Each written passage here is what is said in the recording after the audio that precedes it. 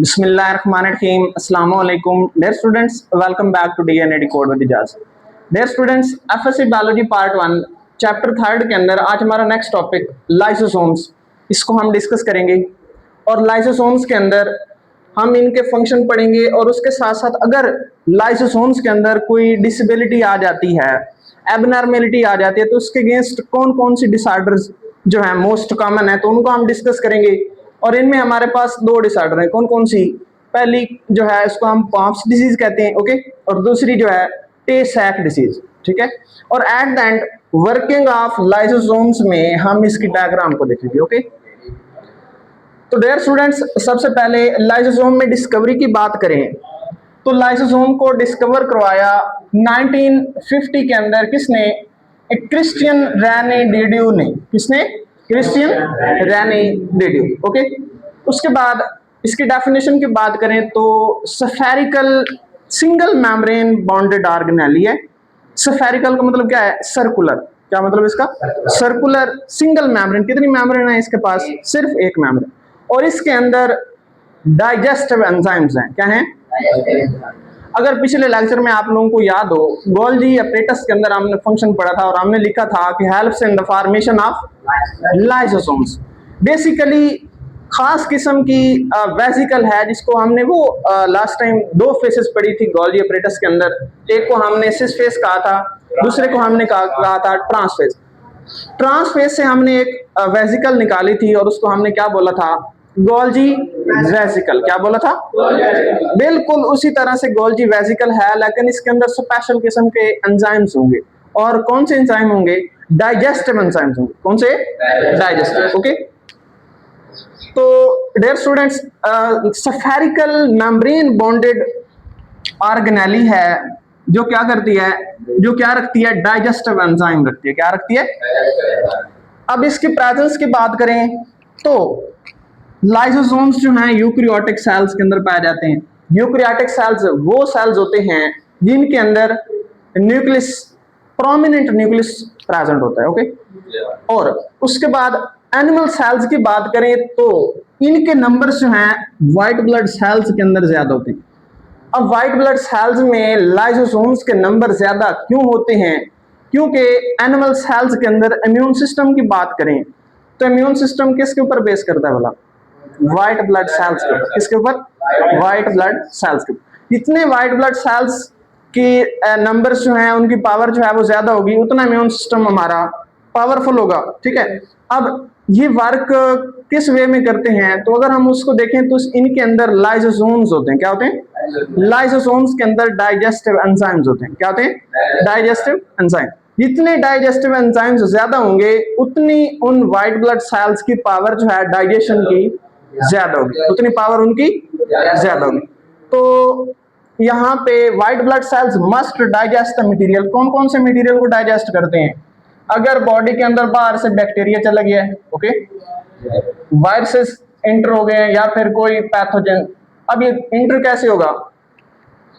आपके फूड के कंटेंट में जो है खास किस्म के इन्फेक्टिस एजेंट्स हैं वो अंदर जा सकते हैं, ठीक है। एयर के अंदर अगर एयर जो है वो प्योरीफाइड नहीं है, वहां पे एयर के जरिए से जो है वो एजेंट्स, खास किस्म के पैथोजेंस जो हैं वो दाखिल हो सकते हैं, ओके।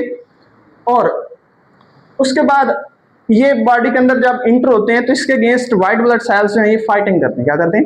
फाइटिंग करते हैं, उनकी डाइजेशन करते हैं। डाइजेशन में एंजाइम्स कहां से ले रहे होते हैं? कहां से लेते हैं? लाइसोसोम से। कहां से? लाइसोसोम। उसके बाद डियर स्टूडेंट्स, नेक्स्ट है ऑटोफैगी। अब ऑटोफैगी एक खास किस्म का प्रोसेस है जिसमें सेल्स अपने खुद के पार्ट्स जो हैं उनको डाइजेस्ट करता है। खुद के पार्ट्स, कंपार्टमेंट या फिर ऐसे वेस्ट मटेरियल जो सेल प्रोड्यूस करता है उनकी डाइजेशन करते हैं। इसको हम क्या बोलते हैं? ऑटोफैगी बोलते हैं। क्या बोलते हैं? ऑटोफैगी। मेनली इसमें आपके पास अगर एक माइटोकॉन्ड्रिया है, क्या है? माइटोकॉन्ड्रिया। फंक्शन क्या है इसका? Help in the formation of ATP, energy currency है सेल की। अगर ये डैमेज हो जाता है, अगर ये डैमेज हो जाता है तो डैमेज्ड माइटोकॉन्ड्रिया जो है ये एनर्जी प्रोड्यूस करेगा? नहीं करेगा ना। अब उस डैमेज माइटोकॉन्ड्रिया को सेल जो है उसकी सेल को जरूरत है, नहीं है ना, तो उसको डाइजेस्ट करने के लिए भी सेल क्या इस्तेमाल करेंगे, अपने लाइसोसोम्स के अंदर एंजाइम्स इस्तेमाल करेंगे। ओके, तो इस प्रोसेस को जिसमें सेल्स अपने सेलुलर स्ट्रक्चर्स को और कंपार्टमेंट्स को डाइजेस्ट कर रहा है, इसको हम क्या बोलते हैं, ऑटोफैगी बोलते हैं। क्या बोलते हैं इसको, ऑटोफैगी। ठीक है, अनवांटेड यहाँ पे लिखा हुआ है मटेरियल्स को डाइजेस्ट करना, ठीक है, और कंपार्टमेंट में ये ऑर्गेनेलिज आती हैं।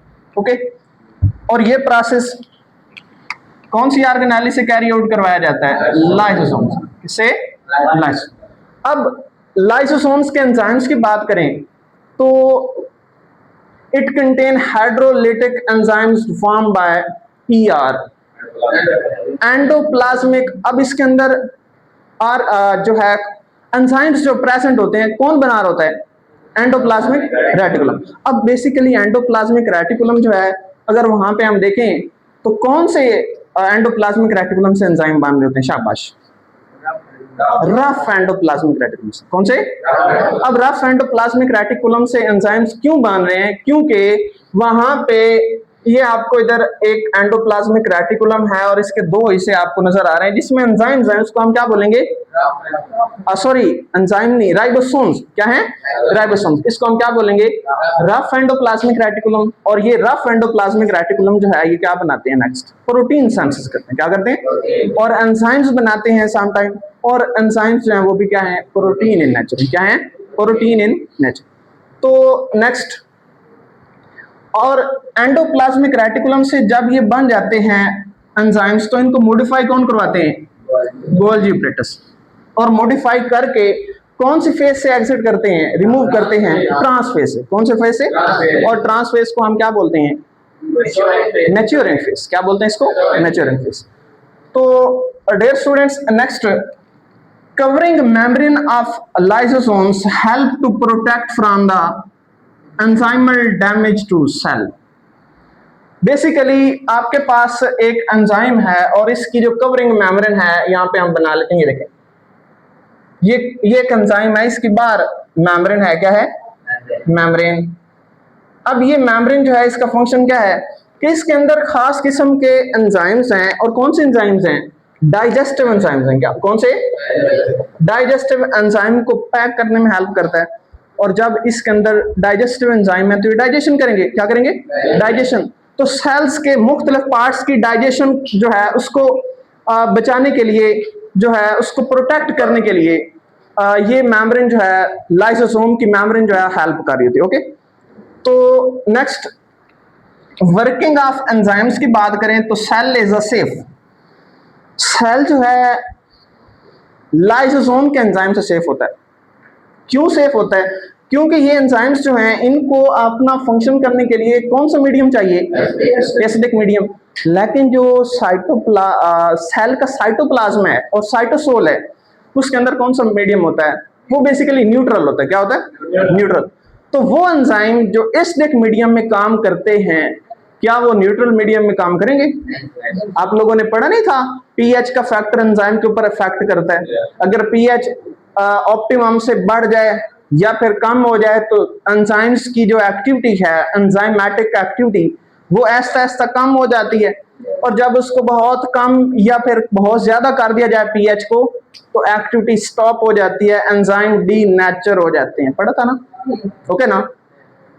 तो इनको कितना मीडियम चाहिए, कौन सी पीएच चाहिए जिस पे ये वर्क करते हैं, ये एमसीक्यूज है। ओके, ओके ना। नेक्स्ट, लाइसोसोम मैट्रिक्स इज, यहाँ पे एसिडिक मीडियम जो है इस लाइसोसोम के अंदर कौन सा मीडियम होता है, एसिडिक मीडियम होता है। यहाँ पे पीएच जो है वो 6 से कम होती है, और मेनली कितनी होती है, 4.8। और साइटोसोल जो है वो आपके पास क्या होता है, न्यूट्रल होता है। क्या होता है, और सो सेल रिमेन अनइंजर्ड। तो सेल को कोई इंजरी होगी इन एंजाइम से अगर वो ब्रस्ट हो जाते हैं लाइसोसोम्स। तो लाइसोसोम की अगर मेम्ब्रेन ब्रस्ट हो जाए, उनके अंदर जो एंजाइम्स हैं वो पीएच पे काम करते हैं। कौन सी पीएच पे, एसिडिक पीएच पे। क्या वो उस पीएच पे काम करेंगे जो न्यूट्रल है? नहीं करेंगे। जब वो काम नहीं करेंगे, डाइजेशन करेंगे, सेल्स के कंपार्टमेंट्स को जो है इफेक्ट करेंगे, नहीं करेंगे। तो डियर स्टूडेंट्स, यहाँ पे कुछ एंजाइम्स के रिलेटेड मोस्ट इंपोर्टेंट जो हैं डिसऑर्डर्स हैं, ये पेपर के अंदर मोस्टली पूछे जाते हैं और इनको हम क्या बोलते हैं, lysosomal storage diseases. Lysosomal storage diseases. तो डियर स्टूडेंट्स, ये डिसीजेस खास किस्म के एंजाइम्स जो हैं उनकी एब्सेंस की वजह से होती हैं। एब्सेंस का मतलब क्या है, एब्सेंट। एंजाइम क्या होंगे, एब्सेंट होंगे, एंजाइम प्रेजेंट नहीं होंगे लाइसोसोम्स के अंदर, तो ये डिसऑर्डर होंगे। हम यहाँ पे दो डिसऑर्डर पढ़ेंगे, ठीक है, कौन कौन सी, पॉम्प्स और टे सैक, पॉम्प्स डिजीज और टे सैक डिजीज। तो डियर स्टूडेंट्स, लाइसोसोमल डिसऑर्डर्स उन पेशेंट के अंदर होंगी जिनके सेल्स के अंदर लाइसोसोम्स में एंजाइम्स एब्सेंट होंगे, एंजाइम्स एब्सेंट होंगे। तो patient lakhs special kind of enzymes in the lysosomes. और एबनॉर्मल लाइसोसोम्स कौन किसके रिजल्ट बनते हैं, एबनॉर्मल लाइसोसोम्स होंगे इस तरह के, तो पॉम्प्स डिजीज एंड टे सैक डिजीज। तो डियर स्टूडेंट, अगर हम पॉम्प्स डिजीज की बात करें तो लाइसोसोम्स के अंदर डाइजेस्टिव एंजाइम्स नहीं होते, कौन से, जो ग्लाइकोजन को डाइजेस्ट करते हैं। अब ये ग्लाइकोजन जो है ये स्टोरेज फॉर्म में ग्लूकोज है बेसिकली एनिमल सेल्स के अंदर, और बेसिकली एनिमल्स में लीवर सेल्स के अंदर। जब हम कार्बोहाइड्रेट्स को इनटेक करते हैं हमारे नॉर्मल रिक्वायरमेंट से ज्यादा, ठीक है, उनके यूनिट्स जो हैं जो हमारी रिक्वायरमेंट से ज्यादा होते हैं उनको स्टोर किया जाता है, उनको लीवर के अंदर, लीवर के सेल्स के अंदर स्टोर कर लिया जाता है, और उस ग्लूकोज को किस में कन्वर्ट किया जाता है, ग्लाइकोजन में कन्वर्ट किया जाता है। किस में कन्वर्ट किया जाता है, ग्लाइकोजन। अब जब आप न्यूट्रिशन जो है या फिर कार्बोहाइड्रेट्स जो है वो कम ले रहे हैं, ग्लूकोज कम ले रहे हैं या फिर खाना नहीं खा रहे, तो तब वो एनर्जी आपको कहां से मिलेगी, ये लीवर सेल से जो ग्लूकोज स्टोर्ड है in the form of glycogen की शक्ल में। किसकी शक्ल में, ग्लाइकोजन। अब ग्लाइकोजन को ब्रेक किया जाता है, क्या किया जाता है, ब्रेक। अब ग्लाइकोजन को जब तोड़ा जाता है तो दोबारा से ग्लूकोज के यूनिट्स बनते हैं, क्या बनते हैं, ग्लूकोज के यूनिट्स। अब ग्लूकोज के यूनिट्स जो हैं उनको दोबारा से यूटिलाइज किया जाता है एनर्जी बनाने में, क्या बनाने में, सेलुलर रेस्पिरेशन के अंदर एटीपी बनाने में, क्या बनाने में, एटीपी बनाने में। ओके, अब यहाँ पे पॉम्प्स डिजीज के अंदर क्या होगा, तो यहाँ पे लाइसोसोम्स जो हैं, लाइसोसोम के अंदर एंजाइम्स एब्सेंट होंगे जो ग्लाइकोजन को ब्रेक करते हैं, डाइजेस्ट करते हैं, ब्रेक करते हैं। अब ग्लाइकोजन की डाइजेशन होगी या फिर ब्रेकडाउन होगी, नहीं होगी, तो इस डिसऑर्डर को हम क्या बोलेंगे, पॉम्प्स डिसीज। तो यहाँ पे क्या होगा, लीवर सेल्स के अंदर ग्लाइकोजन जो है उसकी जो है वो अमाउंट, क्वांटिटी बढ़ेगी, कम होगी, बढ़ेगी, और मुसलसल बढ़ती रहेगी। इस डिसऑर्डर को हम पॉम्प्स डिजीज कहते हैं। और डियर स्टूडेंट्स, अगर हम टे सैक डिजीज की बात करें तो पेशेंट के अंदर लाइसोसोम्स के अंदर लिपिड को डाइजेस्ट करने वाले एंजाइम्स एब्सेंट होते हैं। कौन से, लिपिड्स को डाइजेस्ट करने वाले एंजाइम्स जो हैं वो एब्सेंट होते हैं, और इसके रिजल्ट्स में लिपिड जो है वो कौन से सेल्स में अकोमोलेट होना शुरू हो जाता है, ब्रेन सेल्स के अंदर और ब्रेन के नर्व सेल्स के अंदर, ठीक है, नर्व सेल्स में। नर्व सेल्स बेसिकली क्या है, न्यूरॉन्स, ठीक है, और न्यूरॉन्स आपके पास कितनी टाइप में है, 3 टाइप में। कौन कौन से, सेंसरी न्यूरॉन, मोटर न्यूरॉन और इंटर न्यूरॉन, ठीक है। अगर इसकी हम सिम्टम्स की बात करें तो सिम्टम्स में damage to nervous system, nervous system जो है वो डैमेज होगा, और जब नर्वस सिस्टम डैमेज होगा तो आपको पता होना चाहिए नर्वस सिस्टम में 2 कंपोनेंट हैं, एक को हम स्पाइनल कॉर्ड कहते हैं, क्या कहते हैं, स्पाइनल कॉर्ड, और दूसरे को क्या कहते हैं, ब्रेन कहते हैं, क्या कहते हैं, ब्रेन। अब ब्रेन के अंदर जो है ब्रेन डैमेज होगी, ब्रेन के अंदर सेल्स डैमेज होंगे तो क्या होगा, मेंटल रिटार्डेशन होगी, मेंटल रिटार्डेशन, ठीक है, और डेथ इन द चाइल्डहुड। बच्चों के अंदर जो है अगर ये प्रॉब्लम है टे सैक डिजीज का, लिपिड की अकोमोलेशन का, तो उनकी डेथ हो सकती है। ओके, उसके बाद हम लाइसोसोम के फंक्शन की बात करें तो लाइसोसोम जो है ये हेल्प करता है किसके अंदर, elimination of whole cells. Some time body को जरूरत पड़ती है पूरे का पूरा सेल जो है उसकी जो है वो डाइजेस्ट या फिर उसको खत्म करने के लिए, तो किसको इस्तेमाल किया जाता है, किसको इस्तेमाल किया जाता है, लाइसोसोम्स के एंजाइम्स।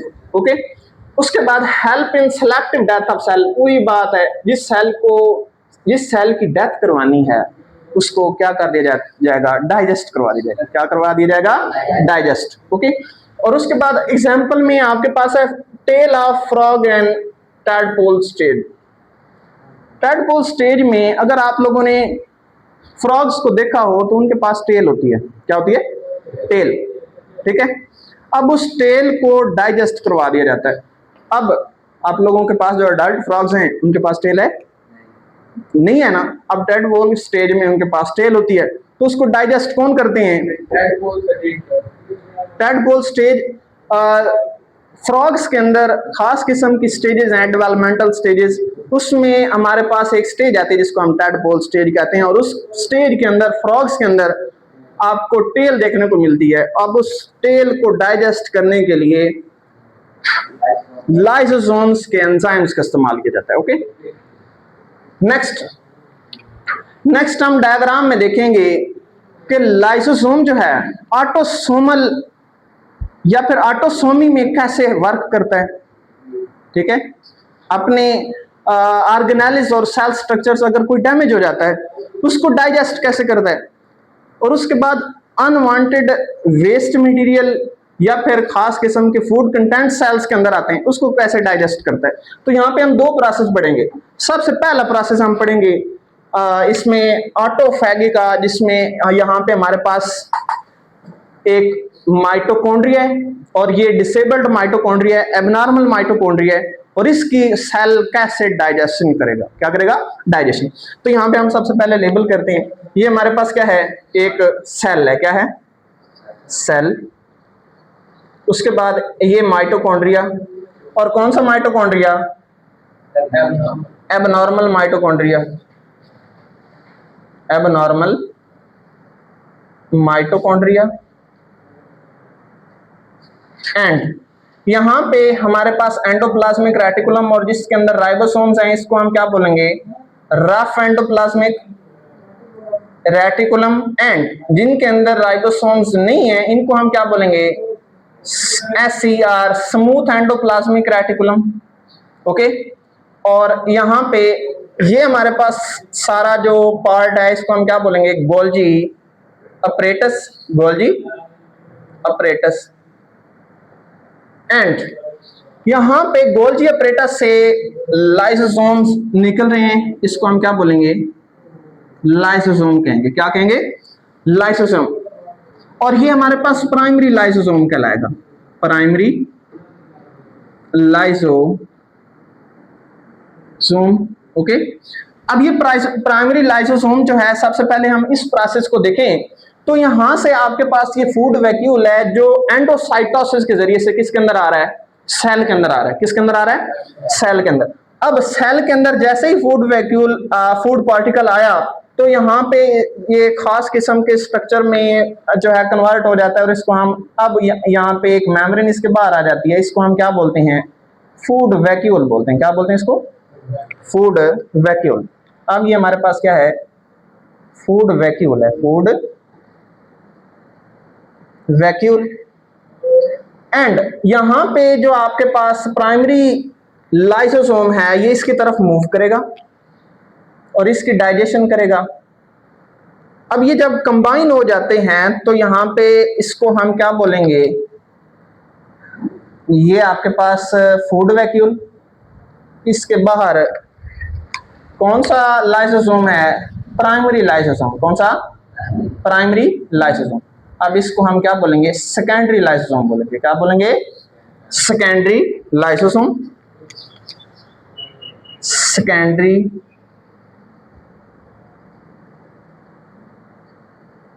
Secondary lysosome. एंड अब यहां पे इसके अंदर एंजाइम्स हैं तो इस फूड की क्या करेगा, डाइजेशन करेगा। क्या करेगा, डाइजेशन। और यहां पे बेसिकली क्या हो जाएगी, इसकी ब्रेकडाउन होगी इस फूड कंटेंट की। ओके, अब ये डाइजेशन होगी, इसमें जो पार्टिकल्स और जो सब्सटेंसेस सेल के लिए जरूरी हैं उनको एब्जॉर्ब करवा लिया जाएगा, और जो वेस्ट मटेरियल हैं उनको जो है वो सेल से रिमूव कर दिया जाएगा। और यहाँ पे बिल्कुल ऐसे वेस्ट प्रोडक्ट्स को यहाँ पे रिमूव कर दिया जाता है। ठीक है, ये आपके पास सारे क्या हैं, वेस्ट प्रोडक्ट हैं। क्या हैं, वेस्ट मटेरियल कह लें या प्रोडक्ट कह लें। Okay, waste materials. तो डियर स्टूडेंट्स, अगर हम ऑटोफैगी की बात करें तो यहाँ पे लाइसोसोम जो है ये आपके पास माइटोकॉन्ड्रिया है। और कौन सा माइटोकॉन्ड्रिया है, एबनॉर्मल माइटोकॉन्ड्रिया। अब इसकी डाइजेशन करवानी है सेल्स ने, तो यहां से लाइसोसोम आएगा, ये लाइसोसोम इसके पास आएगा। उसके बाद क्या होगा, इसकी डाइजेशन करेगा। क्या करेगा, डाइजेशन। और जब इसकी डाइजेशन हो जाएगी तो इसके जो वेस्ट प्रोडक्ट्स हैं उसको सेल से बाहर एक्सोसाइटोसिस के प्रोसेस में क्या कर दिया जाएगा, रिमूव कर दिया जाएगा। क्या कर दिया जाएगा, रिमूव। ओके, ठीक है।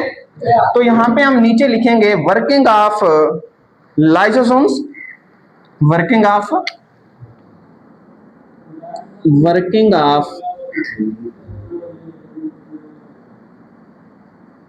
लाइसोसोम। तो डियर स्टूडेंट्स, आज का लेक्चर हमारा कंप्लीट हुआ। नेक्स्ट हम इंशाल्लाह अगले लेक्चर में मिलेंगे। अल्लाह हाफिज, टेक केयर।